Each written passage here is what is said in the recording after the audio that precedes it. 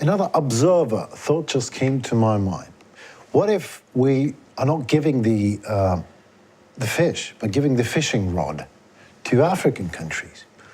What if to make the Central Africa a producer of grain? Is that even possible, of a major producer to distribute it in an African continent? Just speculating as an observer. Yeah, is that possible? I think we're a long way off from that. I mean, this has been a huge development challenge to increase productivity in Africa. But remember, I think more importantly, unlike the Mideast, North Africa, where you see wheat consumption is a very large portion of their diet. Bread consumption may be, over 50% of calories coming in a household. It's much less in many areas of Africa. You see some bread, wheat consumption along the east coast of Africa. So if you look at Ethiopia, Somalia, those are traditional wheat producers. They don't produce enough to feed their population, so they do some importing. But if you look at West Africa, I lived in Mali for a number of years, and there you see a lot of traditional grain consumption of millet and sorghum, which certainly they could be helped by improved productivity there. You do see some wheat consumption particularly in urban areas where people will buy bread to supplement calories, but they're normally consuming rice or millet or sorghum along with that. So I don't see that, and frankly, wheat is not.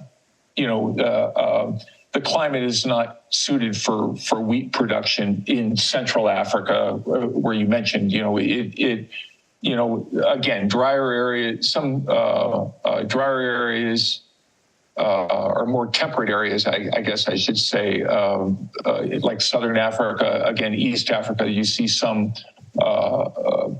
production of wheat, but West Africa, very little, maize, yes, a little bit more potential for maize production there. But I think where Africa really could be helped, I think, is increased productivity for a lot of the more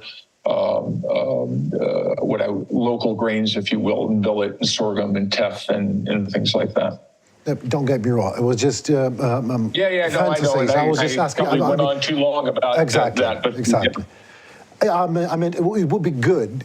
It would be perfect. Of course, it is a huge challenge, but maybe that will be this is the huge challenge that the world is going through now. So why not for Central Africa to change? And look, there's certainly look at the U.S. So the U.S. was an enormous. Prior to the growth of Russia and Ukraine, U.S. was one of the largest exporters of wheat in the world.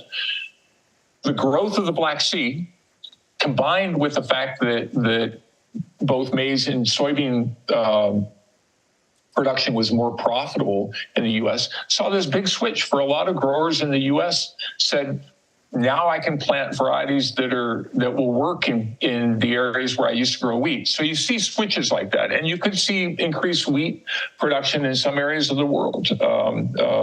Look at India. India was exported 5 years ago. Exported maybe 1 ton a year, maybe 2 tons, 2 million tons.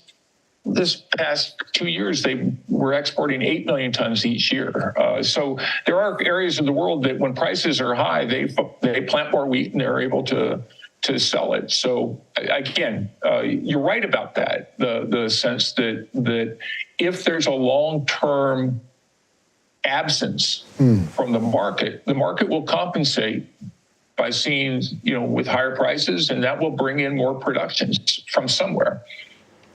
Thank you very much for your detailed answer again, sir. Well, let us talk about another aspect of the thing, logistics and transportation. Ukraine and Croatia agreed on the use of Croatian ports for the exports of Ukrainian grain.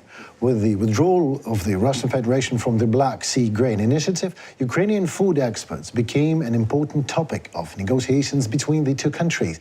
Joe Glauber emphasized, we agreed on the possibility of using Croatian ports on the Danube and the Adriatic Sea for the transportation of Ukrainian grain. We will now work on creating the most efficient logistics to these ports and making the most of this opportunity. Every contribution to unlocking exports, every door opened is a real, effective contribution to world food security. Is it even real? And is it profitable to use Croatian ports for Ukrainian grain? What do you think? Yeah, I'm skeptical, I guess. I mean, I think that again, I can certainly understand, either by bringing grain to Croatian ports on the Danube or to the Adriatic.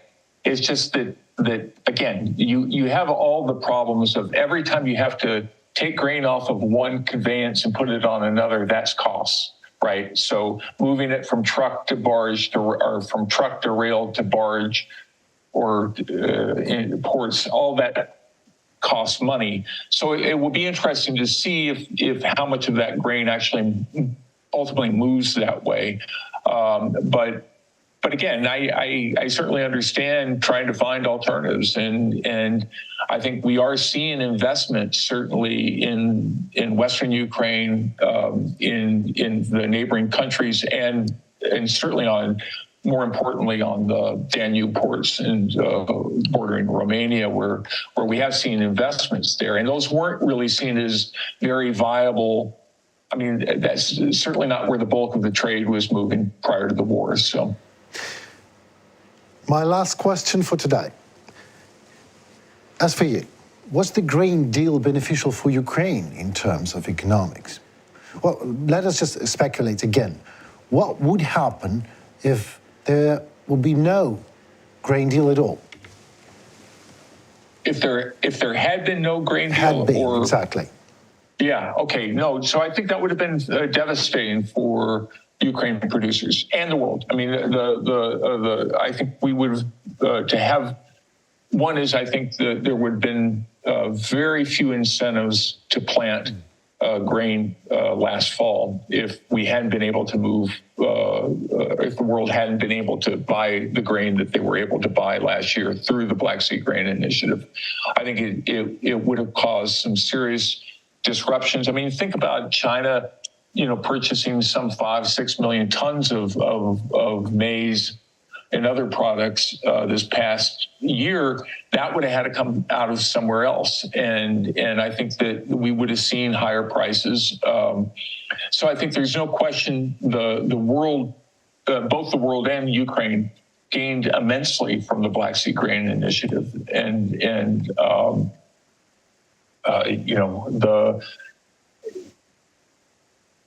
Yeah, I think we would have seen a much different price patterns if it hadn't been for that.